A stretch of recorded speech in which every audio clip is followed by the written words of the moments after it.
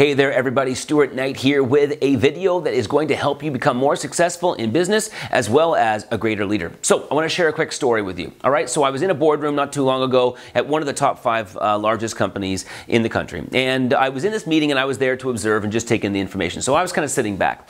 And so people were going around the table. There was around 7 individuals and they were all sharing ideas and what they thought, people should do in order to be successful on a particular project that they were working on. And people were going around the table. Of course, some people had some great ideas, and just like anywhere else, some people had some not so great ideas. However, I thought it was really interesting that the senior vice president who was sitting in the room, whenever she had an idea, all of her ideas were amazing. Okay, they must be amazing because every time she shared an idea, everyone else around the table was like, "Oh my God, that's such a great idea. We should totally do that." And I was amazed. I was amazed because as an outsider, I was sitting there watching this and I knew that her ideas were not great. In fact, in many cases, they were just simply bad ideas. However, I realized very quickly that these individuals were just too afraid to tell her. So that's when I decided to calculate how much the company was actually paying these individuals to sit around this table and actually share those ideas. So after some quick math in my head, I made an educated guess that on average they were probably paying about $3,500 per hour to pay all those people in that room to basically kiss ass.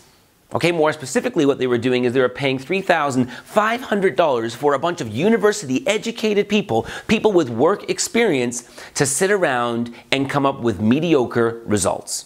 If you are a manager or a director or a vice president or a CEO, whatever, if you are somebody who has people who directly report to you, then you have to keep watching this. You have to keep listening to this.